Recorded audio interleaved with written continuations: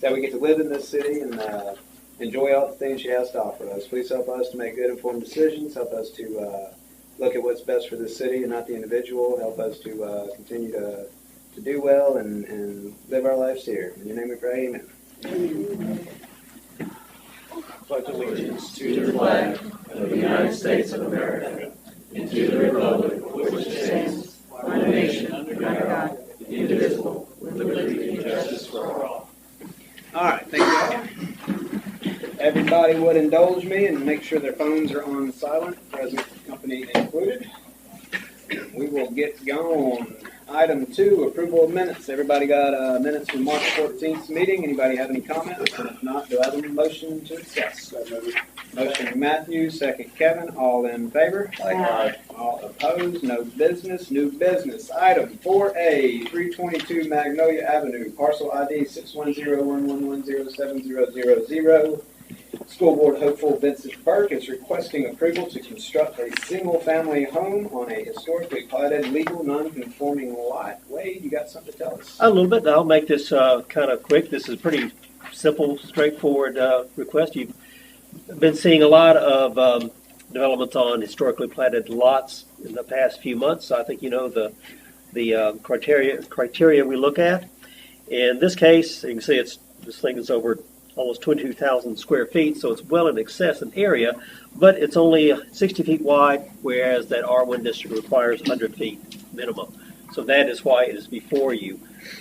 In this case, utilities are available in the property. The City Public Works has looked at the availability of sanitary sewer taps and water taps, and I believe they've worked that out to provide service to the property.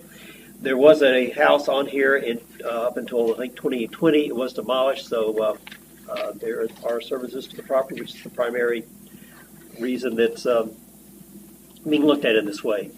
So with that, there is sufficient area for the proposed dwelling, and there's a motion to recommend approval of this to the board. And just glad to answer questions. Thank you. Confirm no variances needed for anything. No, it is within, they're building within the minimum setback areas. Yeah, so they have a little extra wiggle even beyond those, right? A little bit, and then some, correct. Anybody else got any questions for Wade? We do like to kind of open the floor to the audience. I don't see Vincent here, do I? Anybody want to speak for the applicant? You don't have to if you don't want to. But I'm the builder, but I was here to answer questions. Okay. We'll let you know if we got any. Anybody in the audience want to speak in favor or against the single-family home on Magnolia Avenue? Anybody want to speak yay or nay? All right. Any questions or comments from commissioners? Do I have a motion? Make a motion to recommend approval of the request to construct a dwelling on 322 Magnolia Avenue, a historically platted, legal, non-conforming parcel. All right. Motion Kevin, second Bob. Second. Joey, all in favor? Aye. All right. So that will be on next week's City Board of Aldermen. City Council. Yeah. Board of Aldermen. I've only been City 7 or 8 years. Wait, give me time. Board of Aldermen meeting, same time and location as right now. All right, Next Tuesday. All right, item 4B is going to be Robinson Street. This will be parcel ID 601-194-60000. Ben Cowart at Cobo LLC requesting approval to construct a single-family home on a historically platted, legal, non-conforming lot. Tell us about that one, Wade. Okay. This property is the RD, it's two-family zoning district, so the lot sizes are a bit smaller than the previous one. In this case, the minimum width is required of this district is 70 feet. This property is just 50 square feet in area, but again, you can see it's a vacant lot. In this case, again, they are requesting no variances. Public Works has looked at it with regard to the sewer and water availability, and those have been worked out. So it does meet the criteria for a development on a planted lot. And I'll answer questions. Thank you. You know, my only question on this one was the reference to large drain pipe on Robinson. Was that just that's from the drainage department, was that just a note, or was that like a hindrance, or anything? That's just a note to be aware of. Okay. But it's manageable. They're not saying it's running through. Okay. Correct, yeah. Anybody else got anything for Wade? Is the applicant here? Did y'all want to speak? Okay. Anybody else want to? I'm sorry. This is for the Robinson Street, correct? Yes, Okay. basically for both of them. We'll, since it's Ma'am, planned. I'm sorry. Can I get you to go to the microphone so we can get you on the minutes and give us your name and address, please?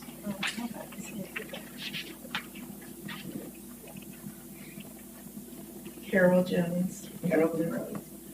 My question, because it's historically platted, will a historical home be transferred to the property?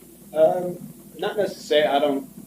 They'll have an architectural review committee that'll review some of the actual finishes. What all that means is this is a legal lot that was established before our current zoning ordinance. So what we do is kind of apply the current, okay, well, can they get 10-foot side setbacks so they're not on the property line? Yeah, they can, so check. All we're doing is we couldn't plat this one today. We couldn't create this lot with our current ordinance, but it was legally created. And so we're just going through and making sure, hey, can we still build on this lot as it exists? Yeah, it doesn't refer to historical structures. Yeah, this is Totally not different. enough. Totally Yeah, different. the word historical is simply in history this was created, and it doesn't meet current zoning ordinance, but Prior to it code. still is usable as it is. It's not in the historic district. No. This one. That does not put it there. Okay, does that answer your question, Ann? Okay, great. Anybody else want to speak to this Robinson Street, either for or against? Once, twice sold. Do I have a motion on this one, or any further comments? How about a motion? Motion to recommend approval of request to construct a dwelling on Robinson Street on PID 601194600.000, a still historically platted legal non-performing parcel. Motion Joey, second Matthew, comma, Mike, comma. Leave me out. We'll stay with Matthew on that one. All in favor? Aye. All opposed? So that'll also be on next week's board meeting. Sorry, I pointed you out. Now he knows. All right. The next two items will be public hearing. It'll be a little more formal process, but follow about the same guidelines. So I will say item 4C is public hearing, Groveland Road, parcel ID 601-230-40000. Donovan Scruggs requesting a rezoning from the R2 low medium density single family residential district to the R3 medium density single family residential district. And then I will say motion to go into public hearing. So moved. I got a motion by Kevin, second by Mike. All in favor? Aye. All opposed? So we are now in a public hearing. Wade, you want to start us off here? Thank you. Amanda, can you enlarge that the air photo there of the area? Yeah. Thank you. Okay, I just want to start off by pointing out that this is on the northwest corner of Groveland and Dina. And as you can see from that this is the final undeveloped corner of this intersection. We've got the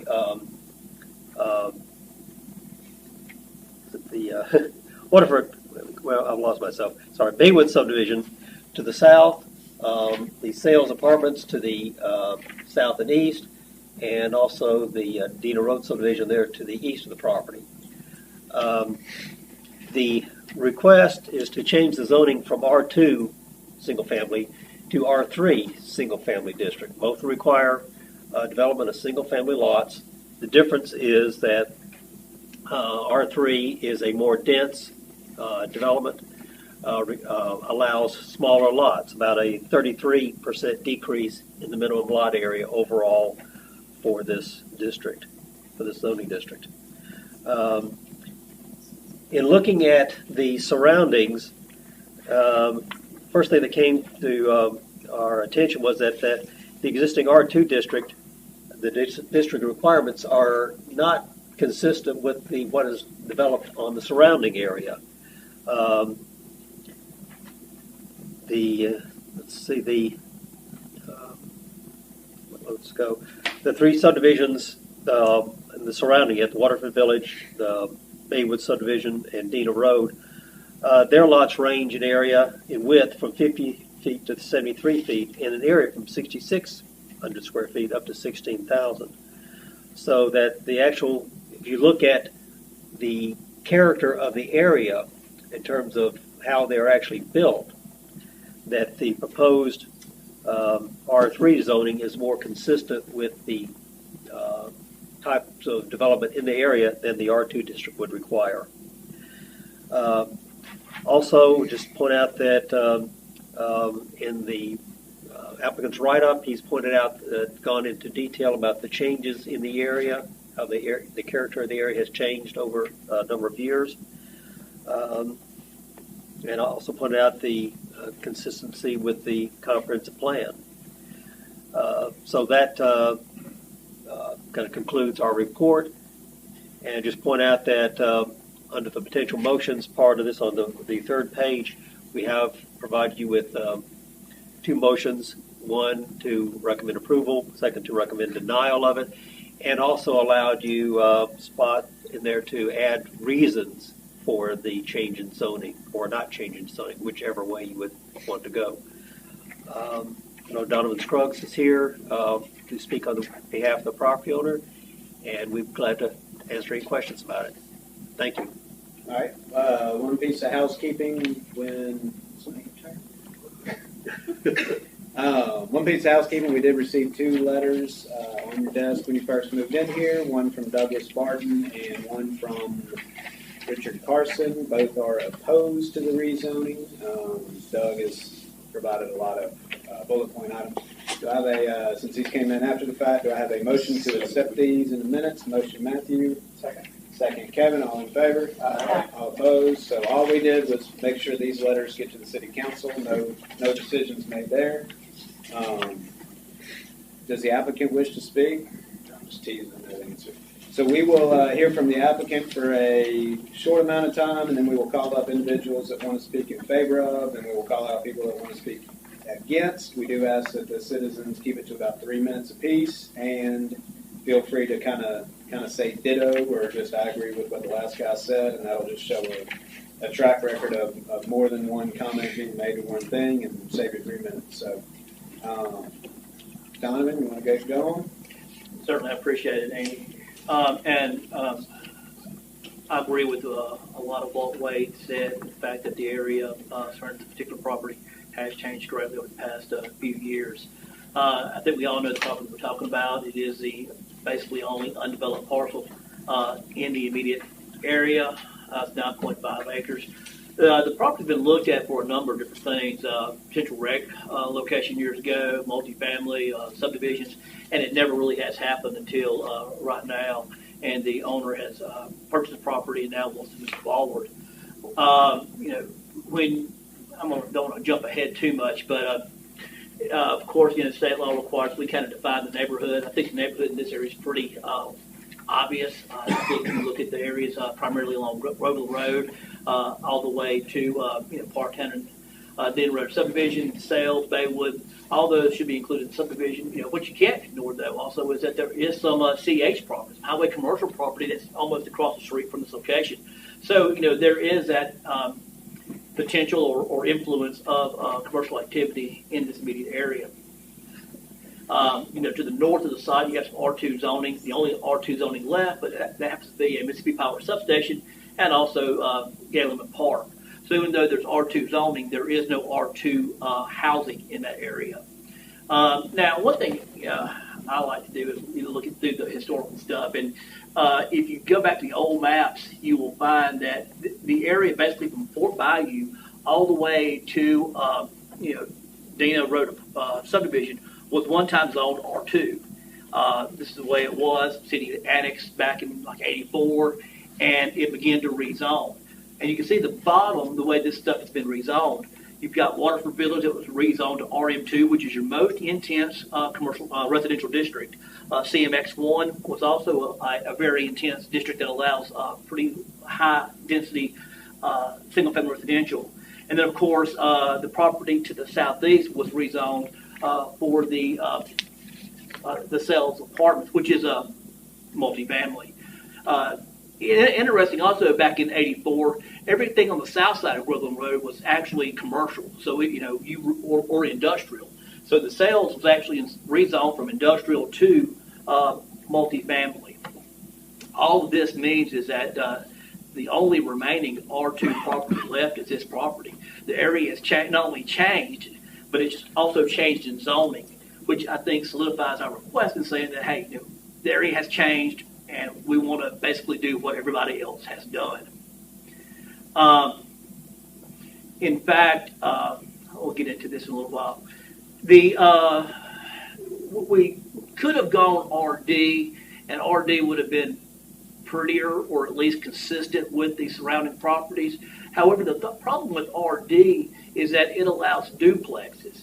And if we went with RD, we could then, if you granted us RD, we could by right change our minds and come in and do duplexes, which I don't think anybody wants that. So the R3 is a single family residential district that does have the same lot sizes of 7,500 square feet.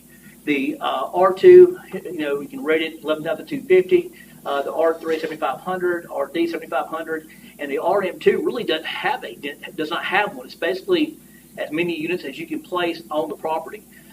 So when you look at RM2 and CMX, Waterford Village, and Clear Springs to the west of us, you're going to see lot sizes that are about 5,000 to 6,000 square feet size, much smaller than what we are going to be able to do in this development. And this kind of gives you an idea of what those areas are. Outlining lot widths in Waterford Village that are as low as 50 feet with 5,500 square feet lot sizes. And then also Clear Springs, which has a little bit wider. I think they're like 60, 55 or 60. Now, Dina Road subdivision is actually compliant with the R3 standards, which is 73 feet wide and a 7,500 square foot lot size. I went through Zillow and kind of looked at some things which I thought was kind of interesting. The lot sizes apparently really does not have an impact on value. In fact, you see some of your higher values are in Clear Springs, which are basically newer and bigger houses than what you'll see in, I think, Parktown and Dina Road subdivision. So you add a bigger house, you add a two-car garage, and your values are going to go higher. The same thing can be said for Baywood. Baywood has maintained its value pretty good. In fact, it has almost doubled in value over the past few years, and it's because they were a quality built home with two-car garage and everything like that. So despite smaller lot sizes, if you put a quality product forward, they're going to maintain their values and they're going to increase the value of surrounding properties. The owner plans to build single-family residential structures on the site that will basically be brick with two-car garages. Everything in Ocean Springs is pretty high value. People want to live here. It makes no sense to try to put an inferior product out there. The value will probably be between $300,000 and $400,000, and we think it will actually provide better comps for the surrounding property owners. The development, the sales, you can't ignore that this is basically catty corner and adjacent to the site. So this does show a distinct change in neighborhood character toward a much denser development pattern. This is just some spot checking of changes in neighborhood character. The whole area has grown a lot over the past few years, and even yesterday I was out there and realized a new site's breaking ground, just to the west of the site for a new wellness center. Public need. There's been a shortfall of housing, and Ocean Springs has run out of property to build on. This will provide new spaces to build and allow us to expand our tax base. This is a more justification for the rezoning for public need. And then basically that is my presentation. I know it's a little bit long, but I'm trying my best to be as quickly as possible. But I do hope that you will recommend approval for this rezoning. I think the neighborhood has changed. I think it's pretty evident. I think Wade even recognized that. So I believe if y'all just gave me questions, I'll be happy to try to answer those for you. Okay. Anybody got anything for Donovan? We'll give you a chance to rebut if we need to.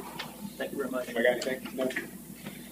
All right, so I will open up the floor for people in favor of and then opposed to. I do want to kind of point a couple of things out to the audience and remind the commissioners that rezoning goes with the property, not the developer. So we definitely don't want to, we're not voting for I don't remember if you even have the number of houses, but we're not voting for a new subdivision. We're not approving any kind of infrastructure changes, we're looking at that color on that map and deciding if that color needs to stay, and understanding that, you know, this developer could get it and sell the property and it would still be rezoned, so we need to look at the property, not the development.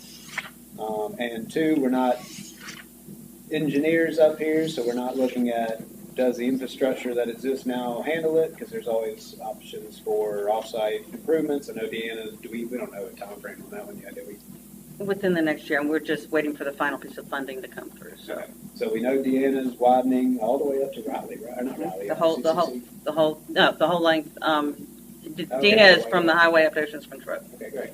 So, you know, we're not looking at infrastructure needs and improvements today. I mean, this development could happen tomorrow or it could happen in 10 years. So that's all we're looking at is the property consistent with the neighborhood? So that said, anybody in the audience that wants to speak in favor of, likes the project, anybody wants to speak in favor of rezoning? There's usually not as many on that one. Anybody opposed to the rezoning at Groveland Road? Name and address at the microphone and give us your comments, please.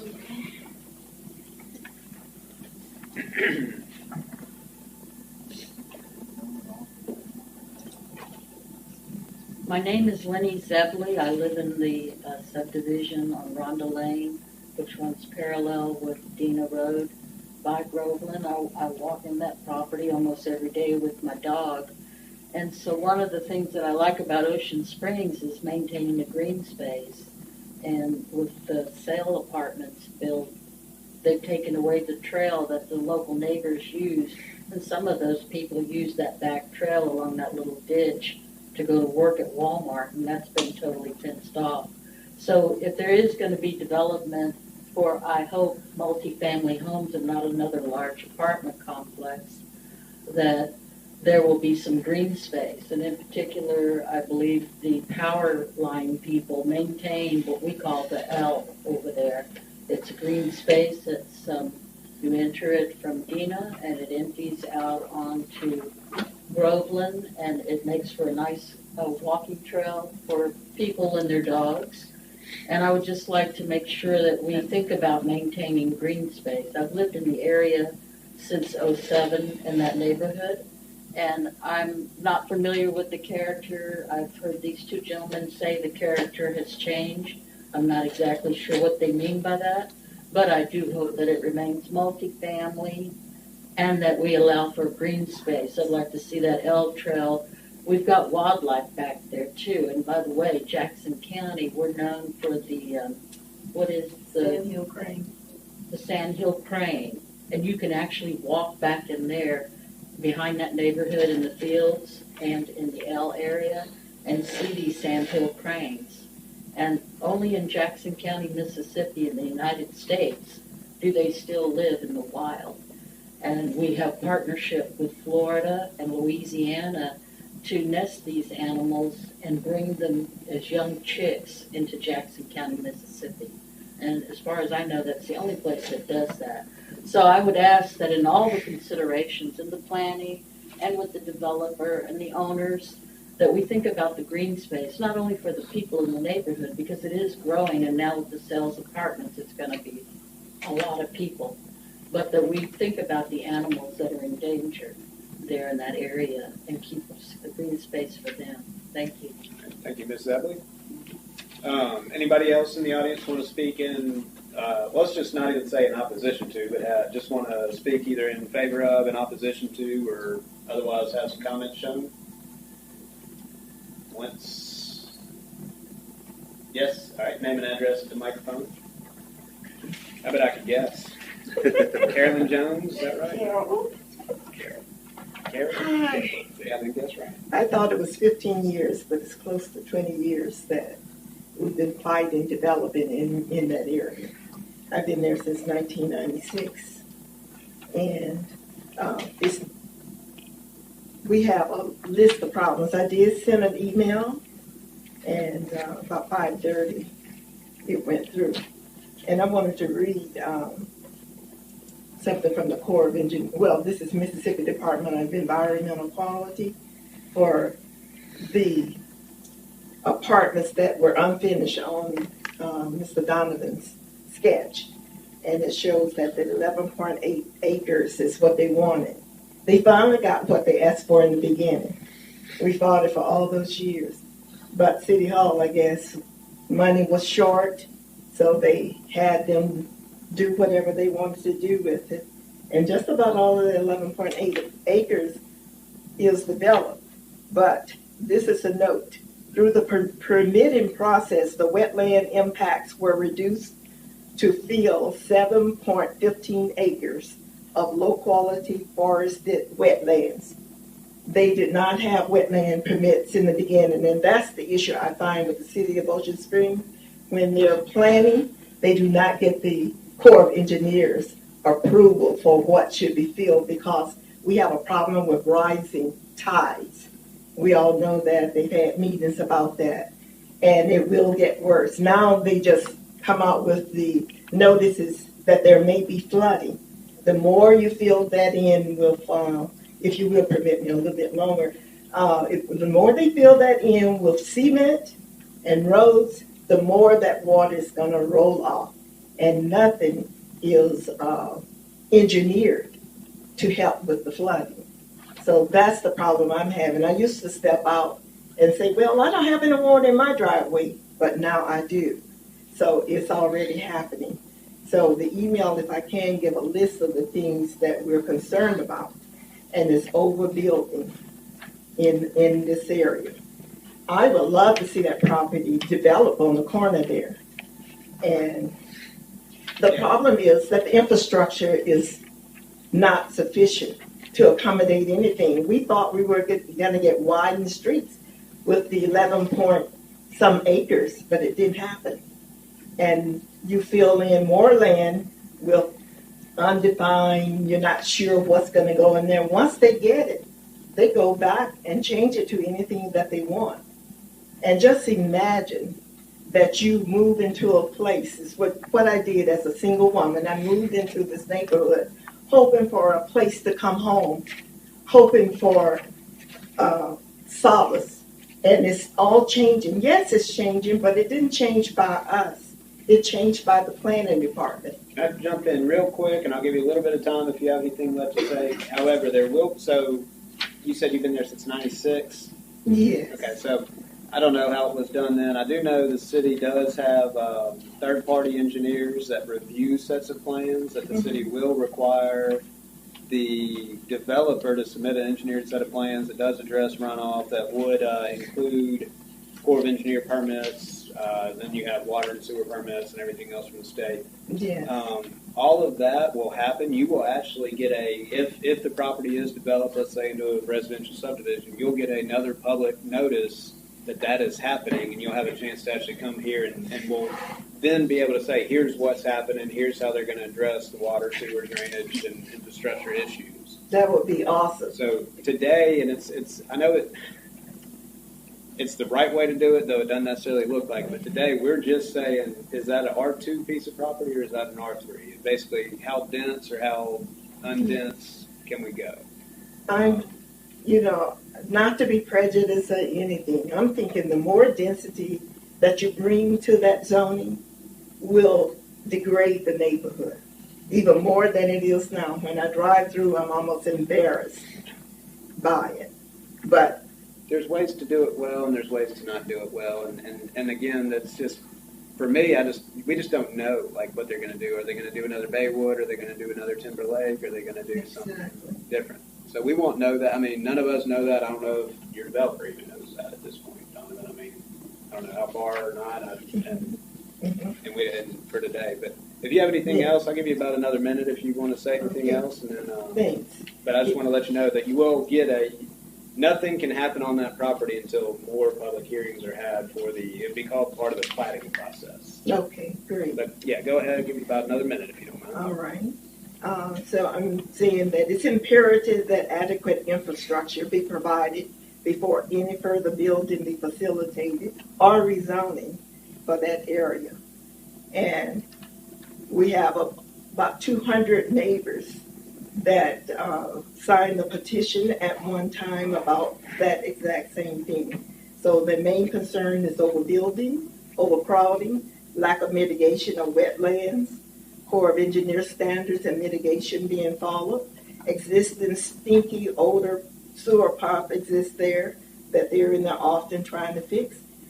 Single lane traffic is narrow. It's hard to even get a fire truck through there now. And so I'm concerned about there may possibly be even deaths related to those concerns with the single lane narrow roads there on Dina. Safety concerns due to ongoing slow and delayed inadequate passage of emergency vehicles, flooding due to wetland fill with buildings and recent overbuilding, and existing ditches are not being maintained at the time. And the last thing is my big concern, moral degradation due to residents' concerns. As you see, it's empty in here. The neighbors say it doesn't matter because they're going to do what they want to do anyway. I can't even talk to them to even change their minds. And that is so sad. Thank you. Thank you. Carolyn, I know I've heard storm drains for the DN project, correct? Yes. In lieu of ditches? All and utilities, yeah. Okay, so water. All was the next utilities. question. The drains, the ditches are going to be piped. Water sewer has to be replaced because it has to be moved out of the way. Right now, it was put in originally, and all that infrastructure was put in before we annexed it. It's put in too close, and it's old. So once you start messing around, so water should be replaced. The ditches will be piped, and sidewalks will be added to fill in the gaps. Is that neighborhood ditches? It's the on Dina. Because Just I have on a Dina. ditch that goes into Right. Dina that never goes Right. into- And what'll happen is once everything works on Dina better, it will alleviate some. Right now, it's sometimes the flooding or the lack of capacity on Dina. But when the ditches are piped and the capacity is increased, then that should help with the drainage that feeds into it. What about the widening on Groveland? Well, Groveland is next on our list. We've got a list of things that need to be done, and the reason that it couldn't be done right away is because it's not just the road. It's everything underneath. It's a $4 million project, so it's not something that could happen overnight. We have one more piece of funding that should be coming in a little later. The specs are ready to be advertised as soon as the funding's in place. Okay, thank you, Carolyn. So anybody else in the audience want to speak to the rezoning application on Dina? Sorry, my iPad turned itself off. Now I can't find it. I just have one more question, if I may. All right, real quick. With the different public hearings that are gonna go, is the city or the county or yourself, sir, through the owner, going to work with, Department of Marine Resources, Title and Trust? So you would, if there's any wetlands impacted, then you submit your application through them. They call it a joint application. DMR takes it and then they give it to Fish and Wildlife, Corps of Engineers, DEQ. And all that's good, I'm very Yeah. glad that you know all that process, but we're talking about sandhill cranes. They're an endangered species and they only live in the wild in Jackson County, Mississippi. Yeah, we don't let them go forward until they have all those permits, at least in various stages as we move forward. So that is on our list that they have to have if there's any wetlands. I would also just want to point out that I think the corridor that was kind of referred to earlier on the west side of the property is not part of this subdivision. That's not part of this property. That's owned by the city. So it will presumably It'll be maintained. continue to be maintained for connection to the park to the north. Because it's an easement, so. It'll stay. All right. All right. Donovan, did you have anything to add? You don't have to. Once, twice old, yeah. I swear I'll be very Name brief. and You know, I know address, y'all you know are the tired of rules. seeing me up here. He started trying to talk. Some of these subdivisions were developed years ago, Baywood, Dina subdivision, and all that. And it was, of course, as Andy, you mentioned, way before stormwater regs were what they are today. This site is going to have to include a detention pond. With the ongoing improvements associated with Dina Road, it's likely that the city is going to ask this gentleman to either provide additional right-of-way or at least plan for it. What that means is that it's likely that the right-of-way expansion will not have to go and knock on doors at the Dina Road subdivision, for their stuff. So, this can be a positive development. We think that we can sit around a few years and wait and maybe rezone to multifamily or something along those lines. But we think that single-family residential is the correct zoning, and we think that by mirroring what is around or actually being larger than what's around, that it'll be a positive development for the city. Thank you. Thank you. All right, do I have a motion to close public hearings? Motion Matthews, second, is that you, Kevin? Yes. All in favor? Aye. All right, we are out of that. What about commissioners? Any questions, comments, concerns, thoughts? I agree that it's consistent with the way that the area has developed over time. I'm not necessarily sold that there's a need, The public need? a public need to make the lot sizes smaller or potentially smaller. The one rebuttal I could give, just doing what I do, I mean, the housing stock is comically low, not only in Ocean Springs, but coast-wide. I mean, there is a need for density. There is a trend towards millennials and older people to go to smaller lots, and it is something with our R1 that it is. I mean, we don't have that small lot offering like some other places do. Those would be my only two ways to look at it from a public need would be there is a housing shortage, and there is in my mind, a shortage of small lots in Ocean Springs versus some of the bigger R1 areas. Well, I would also argue that, good points were made about, our education system's overcrowded, our schools are overcrowded. We're having to update infrastructure left and right because we're building houses so fast. I think at some point, I agree, it fits the character of the area as it's progressed over time. I don't necessarily see the need. Okay. What else? Anybody? It is a developable lot, though, so there could be a development there as of tomorrow. Correct. Yeah. And that will cause basically the same type of issues that a lot of these were expressed today. As far, well, yeah, most of the infrastructure. You talking about infrastructure? Mm-hmm. Infrastructure reasons. I don't know what the number would be. I would imagine you get 10 to 20% more homes with a lighter lot count. I don't think it's going to be a tremendous. It's going to have a huge impact on the Right. difference. I agree that neighborhood has changed so much in the last 10 years, not even 20 years. I mean, you added a grocery store at the end of the road. You've added a stoplight there. You've got the apartments there. It just needs to be consistent all the way across the board. Well, Timberlake, it's only about, 8 or 9 years old itself, right? No, a little bit more, about 10 to 12, I'm thinking, yeah. Well, Really looking at it between, the property to south, property to east, property to west, it fits more into the RD, but R3 for the size and everything. I would rather see it go that direction than doing a apartment complex, RM2. You're saying you'd rather see it go towards R3 than RM2. Yeah, okay, I just want to make sure I have my right. Well, to your point, it is currently the most restrictive zoning it touches in any corner. You have the RM2, like you said, and that's multifamily, and I think some commercial uses, if I'm not mistaken. Light office, is that Very right? light. RM2? It's low end, but you got highway commercial it touches in the corner. You got resident and duplexes and everything else around it. So I agree with you on that, Matthew.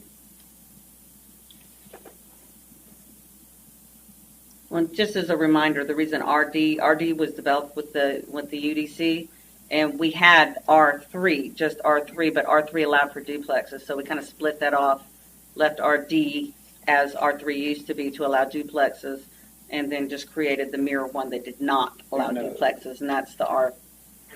I don't think there's no duplexes in those RDs. No, but that's it would allow them. Right, yeah, So this was the new mirror zoning district that did not allow duplexes, but allowed the same level of density for single family.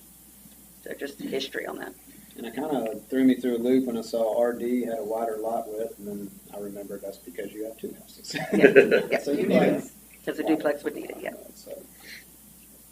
Okay. Any other thoughts, questions, comments from the commission?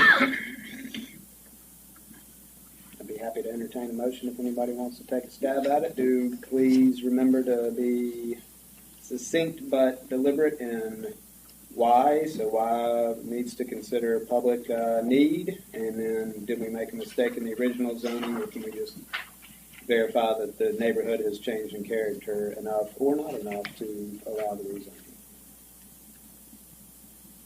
I'll make a motion to recommend approval of the rezoning of the R2 medium, is it low medium residential district to R3 medium density residential district of PID 601234040.000, the northwest corner of Groveland Avenue and Dina, due to the change of character in the neighborhood as justified in the rezone. And public need? And public need, sorry, excuse me. Just making sure that's what you meant. Yep. All right, I have a motion to approve, basically as presented, due to change of character and demonstrated public need by Mike, and a second by Matthew. All in favor? Aye. All opposed? Nay. All right, so one nay, correct? Correct. Okay. All right, so that'll pass. So that, for the audience, that will not be on next week's. There will actually be a second public hearing for the council meeting. So that will get delayed to the May first Tuesday, which is? May 2nd. May 2nd. So the council will have final decision-making authority on May 2nd. All right, let me get back to my cheat sheet here. All right, item 4D, public hearing. This is for the ordinance amending the comprehensive zoning ordinance of the city of Ocean Springs, Mississippi, being ordinance number 13/1976 as amended by revising Appendix D, Article 5, Section 510 regarding short-term rentals and for related purposes. Do I have a motion to go to public hearing? So moved. Motion Mike, second Kevin. All in favor? Aye. All opposed? We are in public hearing. Is this a Carolyn or a Wade? Yeah, this is me. All right. So this reflects the discussion that we had last time, and then further discussions that I did have with various officials. And it does contain the draft ordinance form. So I want to go through the changes as you have in your memo there to show where those changes and how they end up in the draft ordinance. So the first one is the definition section, and as we discussed, the density zone. And again, I want to clarify that there's two areas that we are going to refer to. One is the density zone, and the other is the existing downtown overlay district. So don't get those. Pause real quick. Amanda, can you get that on the map on the screen so everybody can see? Yeah. And so Hold on to just the map. if y'all are paying attention, the short-term rental, we're going to call it With the density zone. is Yeah. in green, and the overlay district, downtown overlay, is kind of in blue. Yeah, So kind of shaded. And I want you to think of the density zone as kind of like your dual control in your car for your air conditioner. So basically it does the same thing, but you have control over the two areas to meet the needs of those areas. And that's just kind of the easiest way I can describe it. The overlay district is an existing district that has an additional set of guidelines for development, but that we're just adding it to the mix. But we're not creating it; it already exists.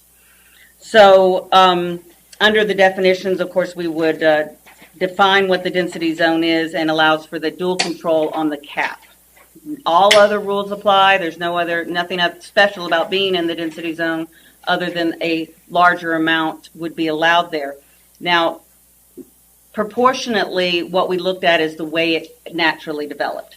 So since 2015, when we created the ordinance, we let things just kind of naturally citywide develop as the need and the demand and the success happened. And right now, the ratio inside and outside that zone, the density zone, holds about 45% of all residential short-term permits that are current, and the remaining 55% is in all of the rest of the city. So the fact that it contains roughly half of the existing ones really kind of is why it's created the way it is. And it makes sense because it's within very easily walkable, bikeable areas to want more of the attractions for tourists. Tourists are not the only ones that use short-term rentals. A lot of times it's for family events or whatnot, and those might stay in the rest of the city, but for the majority, or for at least the 45 to 50%. Now, that 45% does not include commercial short-term rentals and boutique hotels, which we also did not have in 2015. If I add those to the mix, the proportion becomes about 52 to 48. So it's still within that 50% if I add all of those into the numbers. But you'll see that it encompasses the beach, it encompasses the downtown area, and in a walkable, accessible area or manner. So that's what the definition, the change to the definition would add that. It also does clarify what the local property manager is.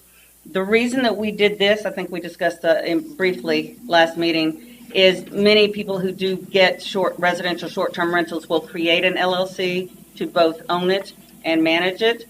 And so there was sometimes some discrepancy as, well, this is not an individual. So what we did is we just expanded that to say that a business could be the local property manager as long as they had a business address or a brick and mortar address within that same 2 miles of the city limits. So that what we were trying to prevent and protect against is having an out-of-state corporation just manage it and not have boots on the ground or any buy-in to the community. So that's still, if there is a company, I mean, people have started businesses, good on them. They're entrepreneurs that go around and be the property manager for some of these owners. So we didn't want to exclude that, but we still wanted to be able to maintain and create that same quality. So that's that change. The second group of changes is to just clarify some of the language, and this is kind of a housekeeping thing related to covenants. And what you find in there is more reference to it is the duty of the applicant to provide any covenants that are existing for the property so that they can be reviewed and determine if there's any legal issues or conflicts with the ability to provide a short-term rental. So it just kind of clarifies that language that was not as clear for some properties. The third section, again, is the number of permits. So, before I move on, what you have in your agenda for section 510B3F is the fee schedule. The original or the current short-term rental ordinance did have a dollar amount, but it also said, or as currently approved by the board. So at their last meeting, the board did go ahead and implement that fee change. So that's not a part of this ordinance, but the change in this ordinance would be to simply clarify the language as indicated in the most currently adopted fee schedule as approved. We're doing that with a lot of our fees because otherwise you have to change the fee by ordinance.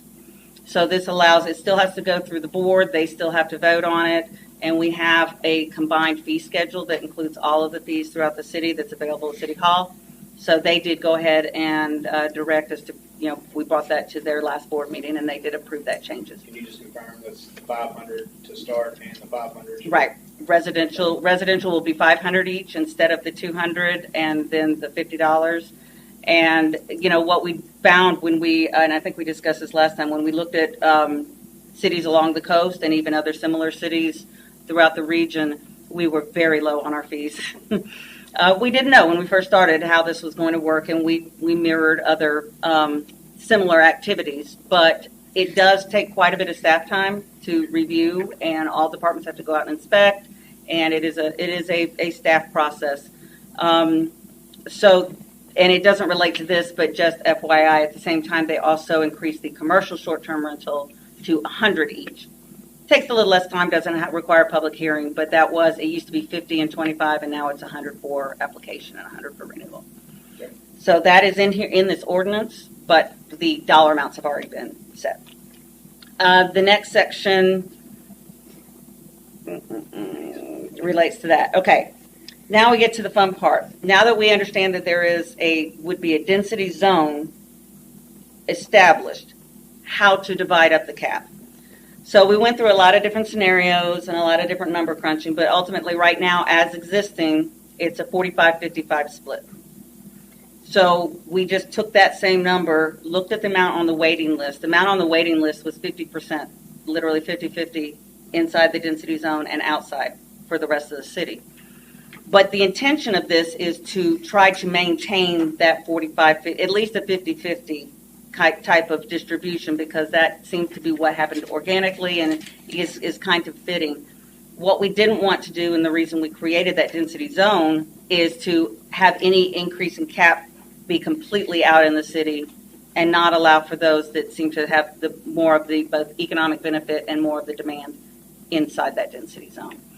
So rather than lifting the cap to allow all on the waiting list and keep the number still more manageable, the recommendation was to keep that 45, 55 and increase the current 75 to 100 permits.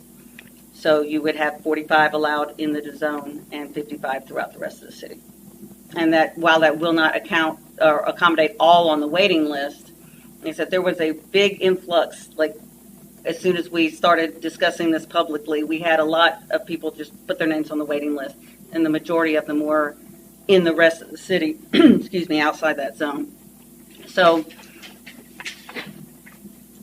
because we are making multiple changes in the ordinance, the proposal is to keep the cap increase to a minimum, because we also have to keep in mind that doesn't include the growth in commercial short-term rental and boutique hotels. So even though the number of residential permits, we can say it's only 100, we have a total of like 190 short-term rental units throughout the city. Excuse me. So when you add all those in, what we do not want to do is saturate our own market and let the quality diminish. So even though we're saying only 100 residential short-term permits, we have almost double that in short-term rental units throughout the city. So I just want to kind of keep that in mind as well. When you say short-term rental, you are talking boutique hotels? Anything that you can rent for less than 30 days. Right. Well, we had a couple of hotels before. So the ordinance is not just, or the activity of rentals for less than 30 days is not just about residential. It also needs to, the discussion also needs to include all the other types, because that is the market. So that's where we started. Establishing these numbers, like I said, it keeps the current percentage, it keeps the current character, and that way we can look at it in a year and see, or over the next 6 months to a year as renewals come up, if that change in increases, or the increase in fee changes anyone's mind. We do have several people who maybe don't rent it very often, and now, okay, that's just too much, I'm not going to renew. We don't know what impact that's going to really have on the rate of applications and renewals. So we'll take a look at that over the next 12 months as the cycle goes through. But that's what we propose. It keeps it as a manageable amount, but does allow for the growth that seems to be desired. It does represent a 33% increase in the number of residential permits. Now, the next bullet under that is the existing overlay district, as we discussed. There are 10 current properties that we would be discussing that would be impacted by this. We have 6 existing residential short-term rental permits and 4 on the waiting list. So now those are no longer under the cap, because that's what the proposal is any residential properties in the existing overlay district, which is kind of its own character of neighborhood as far as commercial activity and other things, to take those out from under the cap. They still have to follow all the same rules. They still have to have a public hearing. It's just that they would not be counted under the cap to allow them to grow in that area. Those would still come to us. They would still come to you, follow the same thing, but they just wouldn't apply the cap. And that does free up 10 places under this number that we're talking about. So we go from 65, immediately you remove the 6, and then you remove 4 off of the waiting list, because those will be able to proceed. That's what I say. The cap is not the only element to kind of visualize as you think about this. So that is our proposal, is the combination of taking the residential properties out of the existing overlay district, create the dual zone control, and establish the cap at what we've recommended. Or if you have any other suggestions for that, but that was initially, I think, the first thing that we wanted to do, and then see how these other changes also affected the growth rate. So it's a lot, but it really comes down to those fine points. Yep. So in your draft ordinance, the additions, it's just like track changes. As far as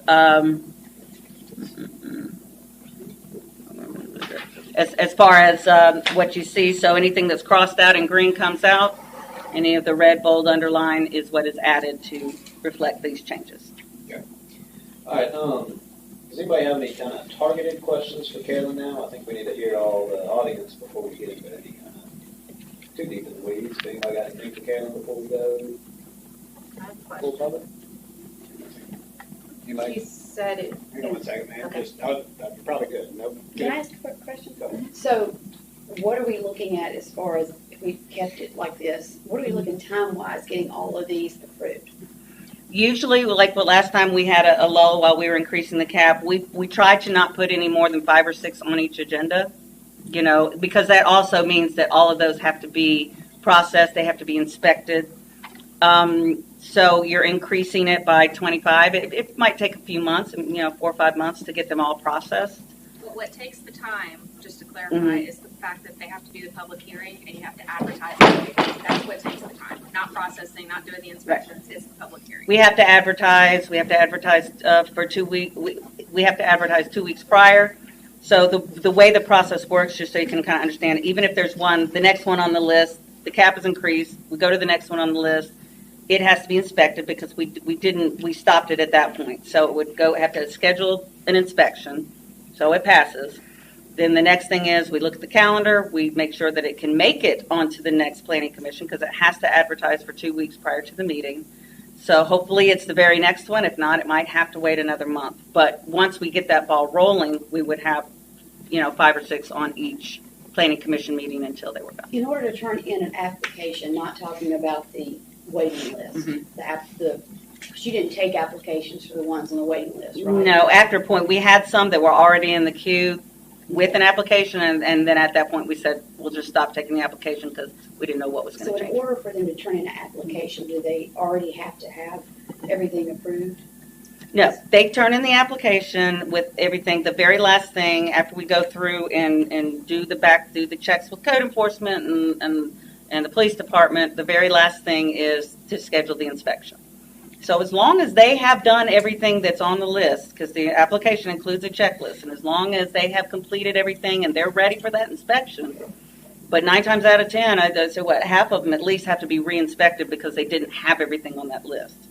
So that's nothing we can do about that. But as long as they are ready for inspection, as soon as they submit that application and we get that scheduled, then we look at the calendar and schedule for the next available public hearing. So it might take us a little bit to get started because we have to schedule those. The building department can only do so many per week. But once we get it started, it's a pretty steady flow. Sorry. 2 quick math questions. I'm sorry, because math is horrible for me. So you said that since you started doing this publicly, we've increased the number that's on the wait list. What's the current number now? It was 40 last time I checked. I don't know if that's changed. Last meeting. So yeah, I haven't checked if we have any more since then.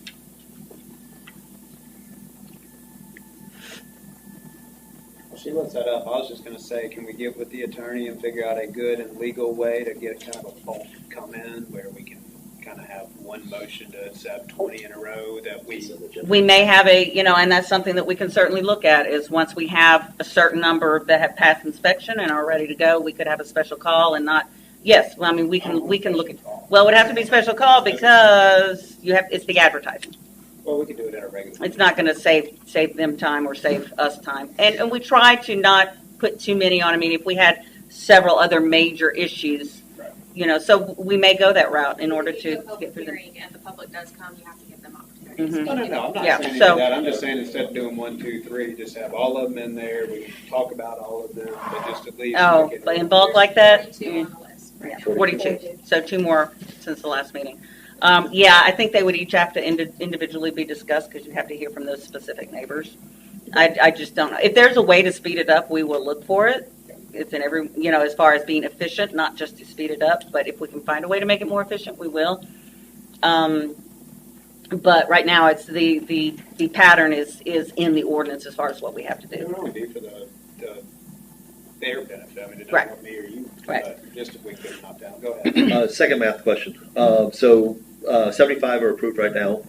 6 are in the overlay district, so that leaves 69. 42 on the wait list, 4 is in the overlay district, so that would leave us with 117. Why that number so? Why stop at 100 if we still have them on the wait list?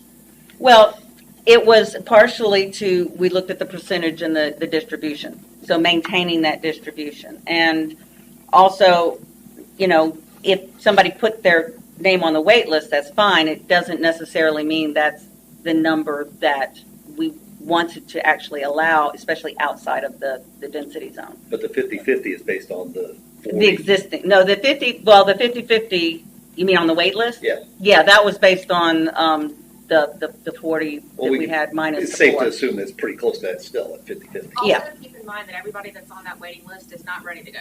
Yeah, they're going to take a while. There are some that are not even close to being ready to go. Here was my thought on it. It's going to take us a few months to work down to some of those last ones. If it comes down to it and we don't see a mass exodus and we want to, but right now it's our ability to keep up with it, to be quite honest. And y'all don't know I'm about to lose that one, so don't make me cry anymore. But it's partially that, but partially not really knowing what the effect of some of the other changes are going to have on the demand.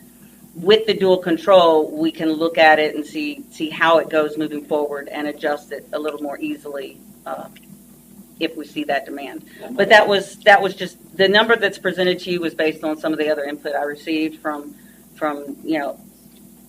both staff and elected officials, just on what they thought was reasonable. So again, the numbers, if you want to propose different numbers, that's one thing. I just want to first make sure that everybody understands the whole density zone. And if you wanted to suggest some other numbers, that could be taken into consideration. I think all this will come back up. Let's go to the floor real quick, make sure we got all the information. Ma'am, in the back red shirt, did you want to start us off? I need to add name and address at the microphone, please. My name is Sarah Godsey. I live at 808 DeSoto Street. Initially, just had a question. She mentioned, you guys were asking, she's talked about the boutique hotels, I guess the Roost, and the Picnic and those things like that. But this is specifically talking about residential permits to receive, so Airbnb and VRBO. Correct. So that's kind of Residentially there, but it really zoned does property. not count. No. Okay. I brought those up so we could see the options that people currently have and Right. because they don't care how it's zoned when somebody stays there. So just wanted to point that out. Right. Yeah. So I have a few concerns. One is there's a lot of number shifting going on. So it went from 75 to 100 technically, which would be a 25% increase. But the reality is when you take out, like you mentioned, basically the 10 that are going to be in this overlay zone and switch the difference, it comes out to a little bit more like 45% increase in the total number of rentals for Ocean Springs, short-term rentals. And I also primarily am really concerned with the overlay district being uncapped. You say currently there's only 10 places that would be covered under that, but really any of those properties, any single one of them could then become short-term rentals. It's uncapped. And that causes me great concern. Besides that, it has to do with, I don't own any short-term rentals, so I don't really care about the quality, although I think that's important, and maintaining, value for the people who are investing in this. But for the other side is for people who do want to live in Ocean Springs, and you guys have been talking about density issues and wanting to make smaller lots and build, some more homes. But if we keep taking away and giving in from people who want to actually own and live and or own and rent these homes to people to live here, because what we're incentivizing is for them to own and rent to people who just want to come stay for a couple days or a week. That's great for tourism, but at some point it diminishes the quality of our community that lives here, our children that go to school here, those sorts of things. And so I just would ask that the council really consider how far this is really going to go. Like she's mentioned, in the last 10 years, not even 8 years that this has been in existence, we've repeatedly increased the number of rentals allowed. This is yet again, it's a large increase. Realistically, it's a good 45% increase. Plus, because now we're adding a whole district that does not have a cap. So I just would ask you to really consider the potential long-term impact. Once you put something in place like this, really a lot harder to take it away. So that's all I have to say. Thank you, Ms. Sarah. Anybody else in the audience want to speak, either in favor or against? We're just going to open it up. Go Yeah, ahead. Ms. Zebley, I believe it was. Yes, sir. Lenny Zebley, Lennie, Zebley, 607 Rhonda Lane. I just wondered if we've given any consideration with the southern border being open in the United States. We've got so many people coming in. Some are accounted for, some aren't. And I'm sure you're aware of the news and that hotels have been overtaken by the federal government in New York, New Jersey, different cities, where they're paying for a lot of the immigrants to stay in these, quote, short-term stay rentals. And so I just wondered, did we give consideration to that? We don't want to be in a position where the federal government comes down, because one of the examples of what happened in New York was there was a hotel, a high boutique hotel, was running its rooms at full capacity to the illegal immigrants. The city built a shelter for single adult men, and the men didn't want to move out.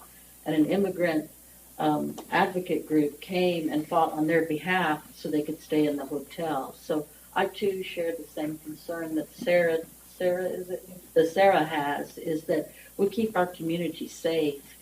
And, you know, how do the long-term residents feel about that, you know, having that and not getting caught in a position where maybe someone unbeknownst to you accepts federal funding for what they think might be a 30-day stay, and it becomes longer, and then you can't get them out without going to Department of Justice through the federal government.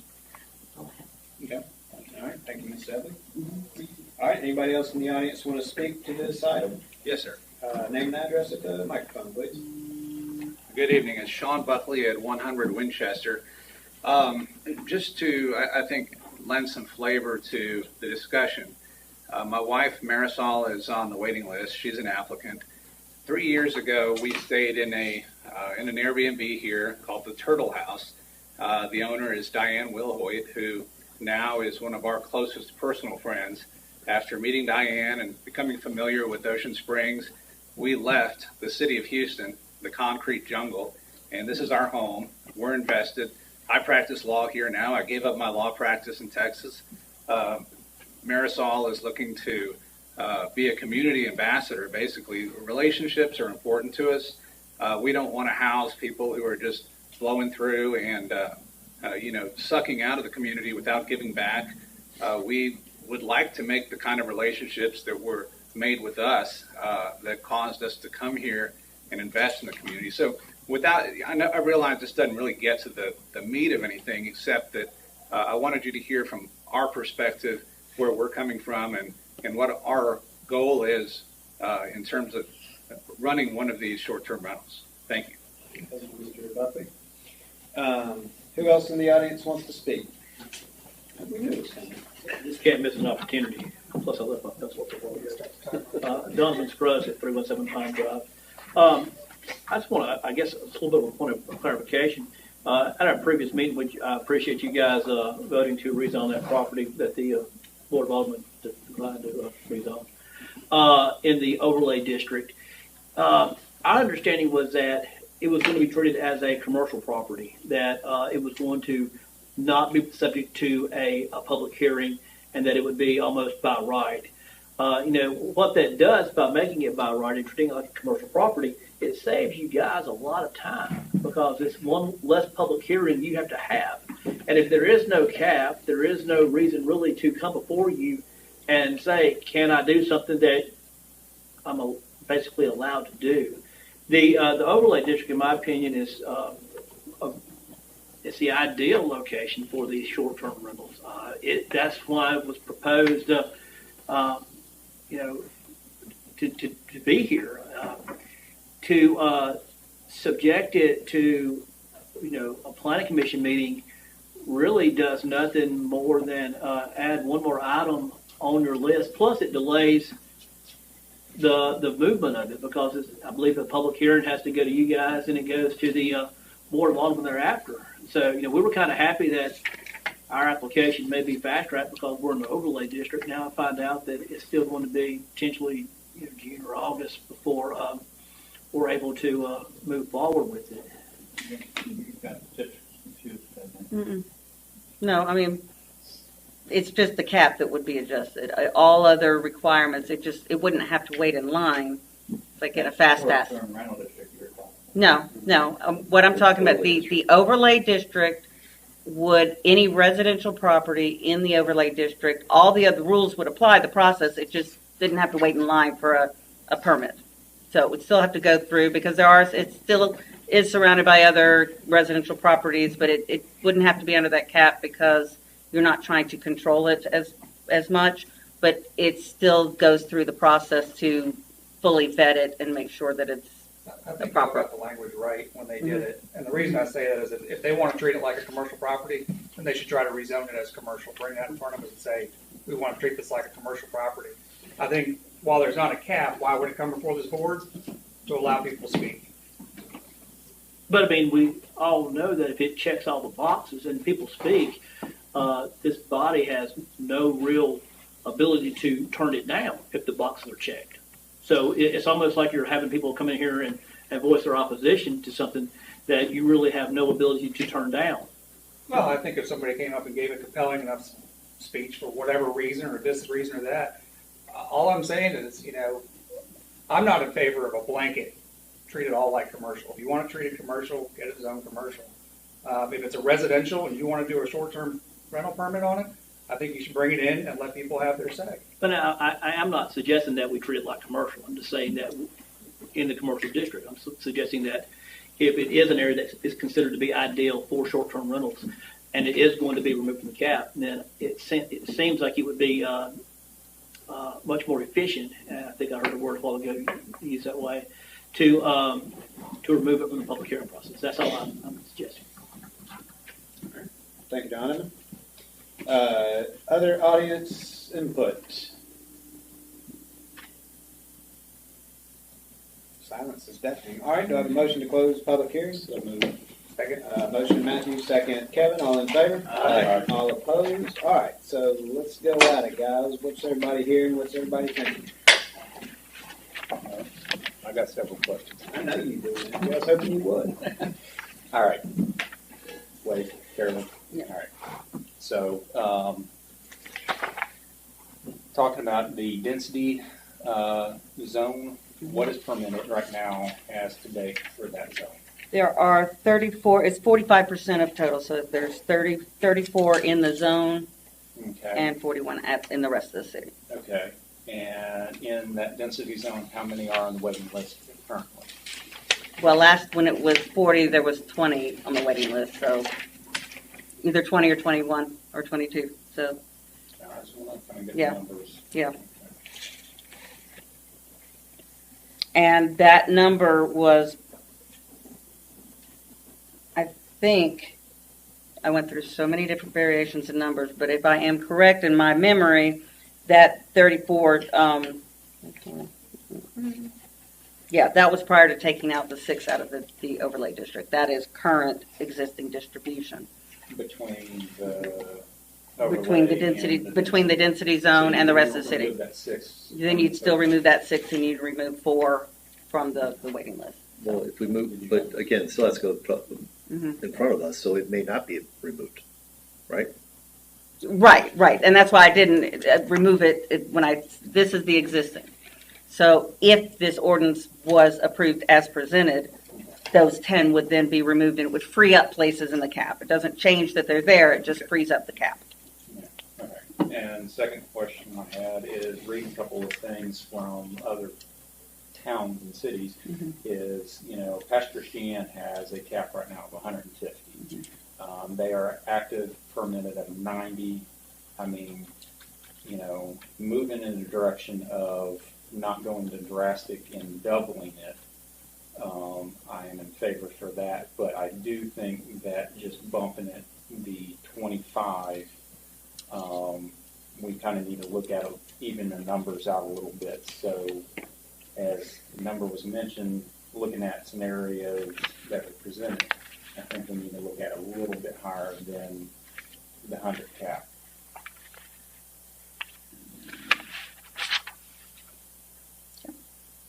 And that was, like I said, I came up with different scenarios, and that was the one that seemed to get the most concurrence. amongst the staff and elected officials I've talked to. But the only thing I would say is my goal, regardless of the actual numbers, is to maintain that percentage distribution. Okay. But I think we still do that. We Yeah. can still do that Yeah. with an increase in numbers. That could be done. I mean, like I said, that's, this was one scenario. The exact numbers, I would say from a staff point of view, and also going back to some of the things that were both said and that were considered in our evaluation, not wanting to deplete our housing stock, especially outside of the density zone. So if anything, the percentage would be increased in the density zone and kind of left alone in the rest of the city for a lot of those reasons. Larger cities have bigger problems or different problems with their housing stock, the impact, which was pretty severe in places like New Orleans and New York, where their affordable housing stock just went away with people making money off of these. We don't have that quite same problem, but we do need to keep that in mind of maintaining our affordable housing stock and making sure that smaller affordable houses don't get, whipped up and turned into short-term rentals and deplete that. So the percentage is mostly what we were looking at, and if you all have recommendations for different numbers to fit in those two groups, we can certainly consider that and bring that to the board. I'm concerned about the number being too low. I don't want to be back here in another 6 months and reevaluating this all over again. It's because we talk about it in 6 months, but it doesn't get done until as the wheels turn. So, A number looking at one scenario that was kind of done balancing it out, which I kind of actually am in favor for it, is doing the density zone, moving it. You have it at 45 right now, and moving it to 50, and then within the city, outside of the density zone, moving it from 55 to 65. And that would only increase 15 on top of that. Right. That would be kind of a number, I think. That was one of the scenarios that we had looked at, and it still kind of keeps especially when you add in, again, I keep going back and adding in the boutique hotels and commercial short-term rentals because it's still the use being done. It maintains that roughly 50-50 distribution between the two. And again, that's my goal from a planning perspective, to maintain the trend that seems to be working as far as distribution. So if your recommendation is to go to, so you're saying to 115 instead of 100, and just, however you want to divide that, 50-50, well, it's an odd number, so you have to slight percentage. But yeah, then we can divide it that 50, way. 65. Right. 50 and 60, that was one of the scenarios, 50, 65. So it does put about 57% of the units outside the density zone, but then once you add in the commercial units and the boutique hotels, it evens it out. So that is one scenario, and that is one of the scenarios that we kind of entertained. So the concept is still the same. If you all want to recommend the different numbers to have a slightly higher increase, again, my recommendation is still in looking at that, maintaining the distribution. I'm in agreement with you on that, adding those in. So we have 50 and 65. You got anything else, Joe? You're done now. What you got, Mike? I'm the same thing. I just think that number's a little bit too low. Just add 25 more. I know the math and subtraction will take care of some of that, but I don't think it's enough. So you're saying 125 would be the number you would? I mean, if we're throwing out a number, I like what Matthew was saying. 115? Yeah. No, because 10 are going out of the cap anyway, so essentially, effectively, you are. I agree with what they're saying down there. I think we do need it higher, but it's coming right back again. Sure. Well, see, that's where I'm coming back, is the 115. We take it away from one part of the overlay district. Right. So that's given us the buffer to be able to kind of increase Right. across the board. Yeah. But it's the number 125 or 115? I think it's 115. 115 would be the total number. 115, if you look at the numbers, how it balances out, I think that's the way that we kind of need to look at balancing it. My opinion. Opposed to that? My only comment would be, I just feel it's weird to have a short-term density zone that allows for less short-term rental permits than the rest of the city. I understand it's smaller, and I understand the downtown overlay district's kind of part of it, but it just seems kind of odd. So Well, I should have done the math of unit per square foot, and then that would tell you. I didn't take that extra step. I will do that later. I But need yeah, numbers. I am not math challenged. I'm word challenged. So give Mike words and me numbers. I don't think you're We'll be But able to it's- make informed decisions. it's the density. It's like the per unit, whatever unit you wanted to say per acre or per square foot. You have more per unit in that density zone. You're right. Not the percentage distribution. Yeah, degrees, okay, your wife can get it. Exactly. I was going to say, it's a good stepping stone to go with the idea of doing a density zone, because it allows you to look at just.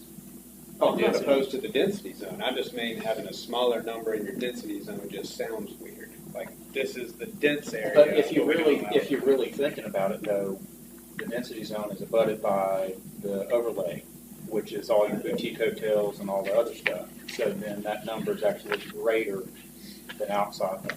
And I don't think I brought that number with me, but I think when I added all those estimated unit numbers in, it was like right at 180 or 190 total units. So, what were the numbers you landed on? citywide. The number I want to go to is 5065. And that 50 came from, that's how many are, like, that would complete the waiting list. I mean, that's where that stopped. That's why we kind of stopped at that number. Do you have that list, a slide of those, what you sent us, those options? Because it was exactly that other option, correct? Yeah, I don't know if we have it, we don't have it electronically, but that's the scenario 3 that I gave you at the last meeting. That's what that was. It was 50 in the zone and 65 outside of the zone. See it, that they would. Yeah. And that's where the 50 came from, because that would allow everyone that's currently on the waiting list within the zone to have have their shot. And it would take care of everybody on the outside. It would not take care of everybody on the outside, because that's, there's still a few more.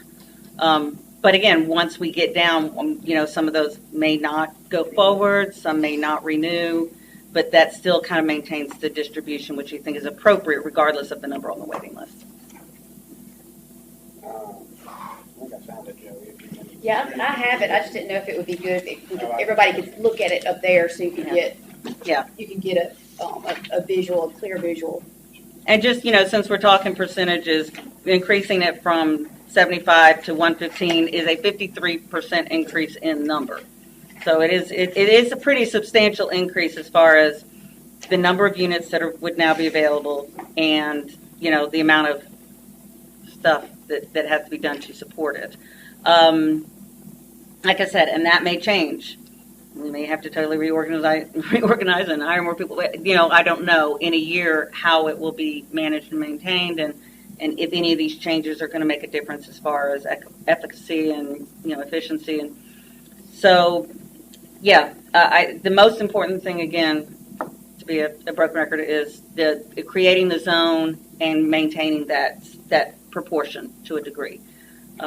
So if that up to 115, like I said, it'll take us a good 6 months or longer to get to that, to get all of those addressed and taken through the process, if they all stay on the list. Okay. My other question is the density zone and the overlay. Have any of our officials had some rebuttal to it? None that's been shared with me now. Yeah, I understood that it was a kind of a different concept, but everybody understood, especially anybody who's married, understands dual controls and how they're important. So once, you kind of understand that it's not always appropriate to raise it in one area, more appropriate in another. It will give the city, some latitude moving forward to only raise it in one area or the other as maybe more information is made available. I think it is giving us some protection, not just going to drastic of like what Past Christian is at 150 there. So, we could. That'd be the equivalent. And it won't take them long to reach that. They're about 3 or 4 years behind us in this process, so Matthew, they'll catch up. You came up with some stuff. You want to take a turn in motion? Ken, before we do that, I got one more question. Bring back what Donovan said. So the overlay district will still have to go for a public hearing. Right.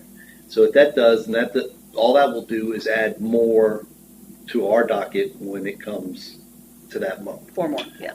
4 more, but at the same time, we're also doing 5 potential approvals of short-term But rentals. they're still residential properties with residential neighbors. Yeah. Well, and to address what he said, yeah, when these first started, of course, there was a lot more discussion, a lot more learning curve for a lot of people. But it has happened, not very frequently, but the protective measure is we found things out about the property through the course of the public hearing that maybe the applicant didn't tell us up front. You know, that it only really changes the outcome if new information is brought, and that has happened. So because, especially if they're abutted by other residential property that is not a short-term rental, or, you know, even if it is, it's still a residential property, and we wanted to keep it under those same protections. And it could be more than 10 at the end of the day. It could be. Something might revealed, or it might just be, you know, a matter of process, and more than likely it will be. But that's the reason the process was created. So. Sorry. All right, good. Matthew, you want to take a turn at it? And depending on the motion, I would add those numbers that you discussed in your recommendation. Yeah, kind of like a motion to accept as presented, however changing. Yeah. Basically. Okay. All right. Make a motion to recommend approval of the modifications as presented, except for the cap for the density zone and for the overall city. Density zone cap of 50 and city zone at 65, and reflected in the rest of the drafted ordinance. Said well. I got a thumbs up from the attorney. That's all I need. I got a motion by Matthew, a second by Kevin. All in favor? Aye. All opposed. All right. Now, so that'll have another public hearing. Public hearing on May 2nd. May 2nd. Okay. Yep. All right. General public comment. Anybody in the audience just want to say any off-topic things? It's rare, but it happens. Commissioners Forum. Want everybody to boo and hiss at Amanda on your way out. Are we still I'm doing going a to say it's special going call to on be Monday? For Amanda? Yeah, there has been a special call advertised for Monday the 17th, to having to do with some zoning. Remember that is at 5 o'clock, not 6 o'clock. Right. And you're going to be We'll get a calendar invite. She will still be here, so technically you do have one more opportunity to give her a hard time. Can you send out a calendar invite for us? That's April 17th. Yes. 5 o'clock. 5 o'clock. 6. Correct. And she'll remind you, I know she will. Or she may get real lax on No. Short-term. short-term problems. All right. Anybody else got commissioner forum?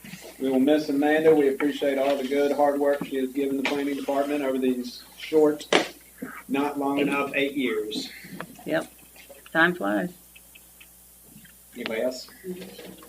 Motion to adjourn. Motion to adjourn, Kevin. Second, Mike. All in favor? Aye. All opposed, nay. That's one nay, Amanda. Please.